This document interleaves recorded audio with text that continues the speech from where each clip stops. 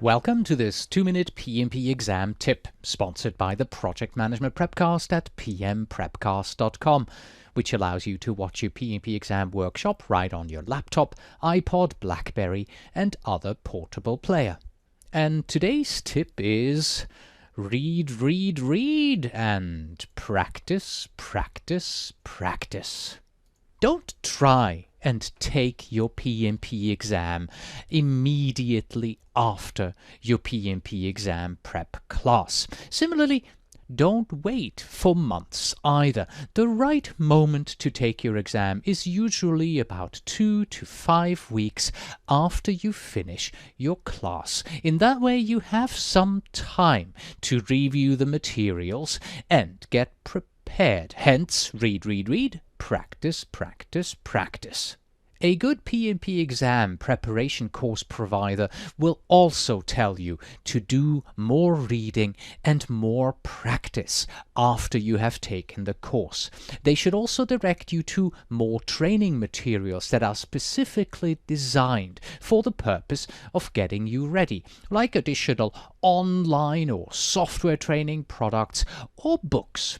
The training course that you take, either in a classroom or online, should provide you with the also important 35 contact hours that you need as a prerequisite to take the PMP exam. If you are anxious about the act of sitting down and taking the exam, then relax, because PMI does not want you to fail the exam, but they also don't want to make it too easy for you. PMI primarily wants to ensure that you have grasped the best practices captured in the PMBOK guide, so they fine-tune their exam to ensure an acceptable pass ratio. There are still a few more formulas that you need to learn for the exam, mainly in the cost management area. Some students report that they saw no formula-based questions whatsoever on the exam, and others say that they were really glad that they had studied the formulas in depth.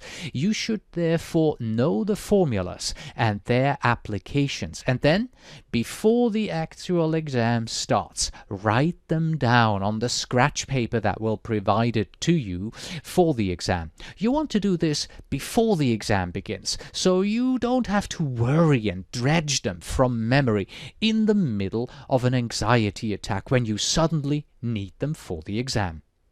Don't hesitate also to go back and change answers to a previous question, but only if you encounter a situation where answering a question down the road provides you with further insights to a question that you had previously answered.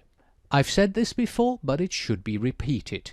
In order to pass your exam, you need to study hard, you need to read a lot, and you need to practice, practice, practice simulated PMP exams until you get about 85% correct in your first attempt.